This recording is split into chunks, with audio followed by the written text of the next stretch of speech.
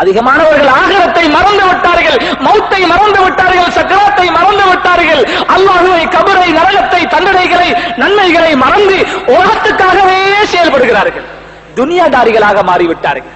வியாபாரம் தான் என்னுடைய நோக்கம், உலகத்தை அடைவதுதான் என்னுடைய நோக்கம், உலகத்துல பேரையும் புகழையும் அடைவதுதான் என்னுடைய நோக்கம் என்று சிலர்கள் உலகத்துக்காகவே ஆகிவிட்டார்கள். அல்லாஹ் அந்த வாழ்க்கையை விட்டு எங்களை பாதுகாக்கணும்.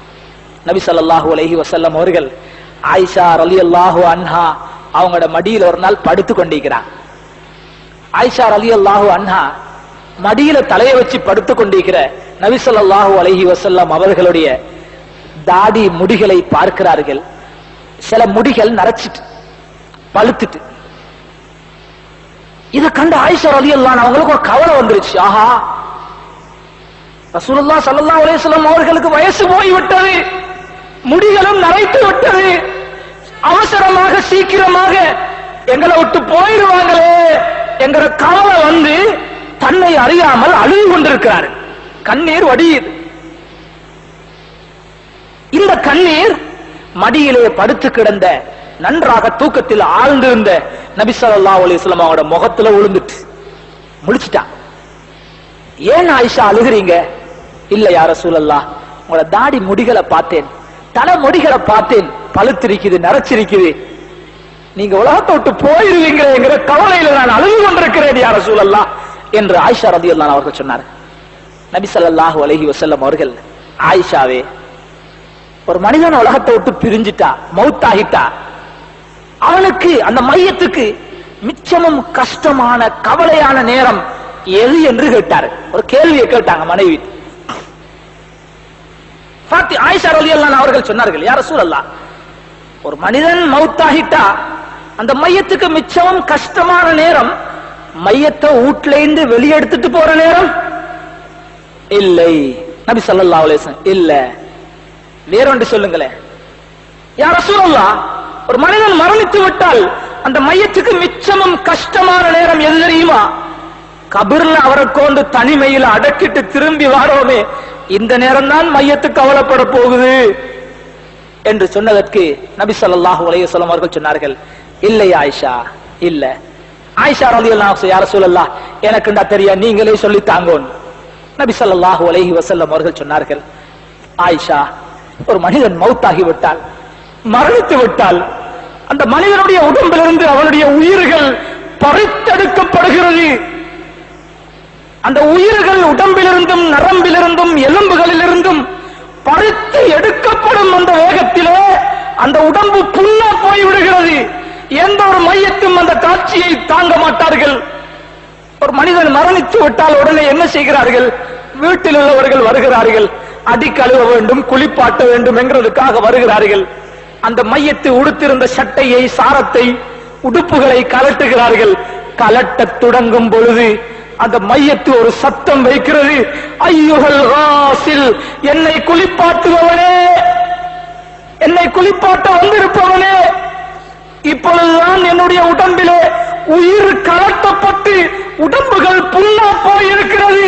என்னுடைய உடம்பிலிருந்து சட்டைகளை கலட்டும் நீ என்னை மெதுவாக நடந்து கொள், தாறுமாறாக கலட்டி விடாதே, என்னை அந்த பக்கம் இந்த பக்கம் போட்டு பிரட்டி இந்த புண்ணுடம்பை இன்னும் வருத்தப்படுத்தாதே என்று ஒவ்வொரு மையத்தும் கெஞ்சுகிறது. இந்த நேரத்தில் அதிகமாக அந்த மையத்து கவலைப்படுகிறது என்று நபி ஸல்லல்லாஹு அலைஹி வஸல்லம் அவர்கள் சொன்னார். ஒவ்வொருத்தரும் அனுபவிக்கிறோம், ஒவ்வொருத்தரும் மௌத்தாக இருக்கிறோம், ஒவ்வொருத்தருக்கும் இந்த சக்கராத்து வர இருக்கிறது. ஒவ்வொருத்தரையும் குளிப்பாற்றுவதற்காக குடும்பத்தார்கள் வருவார்கள், நம்முடைய சட்டைகளையும் கலட்டுவார்கள். அந்த நேரத்தில் தான் அதை உணர முடியுமே தவிர எவ்வளவு சொன்னாலும் புரிய வைக்க முடியாது. அல்லாஹ்வுடைய நல்லடியார்களே, மையத் இந்த நேரத்தில் படக்கூடிய கவலை, இந்த வேதனை, அது போடக்கூடிய சத்தம் ரொம்ப தாழ்மையாக கேட்டுக்கொள்கிறது. சத்தம் போட்டு கேட்கிறது தாழ்மையா, புண்ணுடம்பு, புண்ணுடம்பு, இதை தாக்கி விடாதே, மென்மையாக மிருதுவாக பூ போல என்னுடைய உடம்பை நடத்து, என்னால தாங்க முடியாது என்று அவனுடைய குளிப்பாட்டுவனிடத்தில் கெஞ்சு கேட்டுக்கொள்கிறது. இந்த சத்தத்தை மனிதனையும் ஜின்களையும் தவிர உள்ள உலகத்திலே உள்ள அத்தனை உயிருள்ள வஸ்துக்களும் கேட்கிறது என்று நபி ஸல்லல்லாஹு அலைஹி வஸல்லம் அவர்கள் சொன்னார். அல்லாஹ்வுடைய நல்லடியார்கள், அதை குளிப்பாட்டுவதற்காக சட்டையை கலட்டினதோட தண்ணீரை கொண்டு வந்து வைக்கிறான் மனிதன் குளிப்பாட்ட. இப்பொழுது இன்னொரு தடவை சத்தத்தை அந்த மையத்து இடுகிறது. மையத்து வேற யாரையும் யோசிக்க கூடாது. நம்ம ஒருத்தரை என்ன யோசிக்கும்? நான் தான் அது. நான் மரணிக்கும் பொழுது நான் இப்படி சத்தம் விடுவேனே, இப்படி ஒரு நிலைமை எனக்கு உருவாகுமே என்று நினைச்சா இன்னும் லேசாக இருக்கும். அல்லாஹ்வுடைய நல்லடியார்களே, அந்த மையத்து இரண்டாவது கத்துகிறது, குளிப்பாட்டுவோனே, நீ தண்ணீரை கொண்டு வந்து வைத்திருக்கிறாய், என்னுடைய உடம்பு புண்ணுடம்பு, நீ கொண்டு வந்து வைத்திருக்கும் இந்த தண்ணீர் என்னுடைய உடம்பு தாங்காது, அந்த தண்ணீர் சுடுகிறது, கொஞ்சம் ஆற்றிக்கொள், ஐஸ் தண்ணியை போட்டு ஊத்திடாது, என் உடம்பு தாங்காது, நல்ல சுடு தண்ணியையும் போட்டு என்ன குளிப்பாட்டாது, என் உடம்பு தாங்காது, சூடும் இல்லாமல் கடும் குளிரும் இல்லாமல் நடுப்பட்ட சாதாரண தண்ணீரை என்னுடைய உடம்பிலே மெதுவாக ஊற்றி என்னுடைய உடம்பை இறுக்கமாக தேய்த்து விடாதே, உயிரோடு இருக்கும் பொழுது என் உடம்பை தேய்க்கிற மாதிரி நான் மௌத்தாகிட்டேன் என்ன அப்படி தேய்க்காது என்று கத்துகிறது. அந்த சத்தம் ஜின்களுக்கும் மனிதர்களுக்கும் தவிர எல்லா படைப்பினங்களுக்கும் கேட்கிறது. நம்ம வீட்டுல ஒரு பூனை இருந்தா அந்த பூனைக்கும் கேட்கும். அல்லாஹ்வுடைய நல்லடியார்கள், எல்லா மிருகங்களும் கேட்கிறது, எல்லா உயிரினங்களும் கேட்கிறது. பிறகு இந்த மனிதனை குளிப்பாட்டி விட்டு கஃனிட தொடங்கும் பொழுது இந்த மையத்தை சொல்லுகிறது, கஃனிடுவதற்காக என்னை கொஞ்சம் தூக்குவீர்கள், கவனமாக என்னை தூக்குங்கள், என்னை கண்டவாறு என்னை புலங்காதீர்கள், கண்டவாறு என்னை பிறட்டாதீர்கள், ஏற்கனவே வருத்தத்தில் நொந்து போயிருக்கிறேன், என்னை கவனமாக மிருதுவாக கண்ணியமாக நடத்துங்கள் என்று கெஞ்சி கெஞ்சி கேட்டுக் கொள்கிறார். அதனாலதான் குளிப்பாற்ற நேரமும் குடும்பத்தில் உள்ளவங்க அந்த இடத்துல இருக்கணும், குடும்பத்தில் உள்ளவங்க மையத்துடைய வேலைகளை செய்யணும், ரொம்ப கண்ணியமாக நடந்து கொள்வாங்க.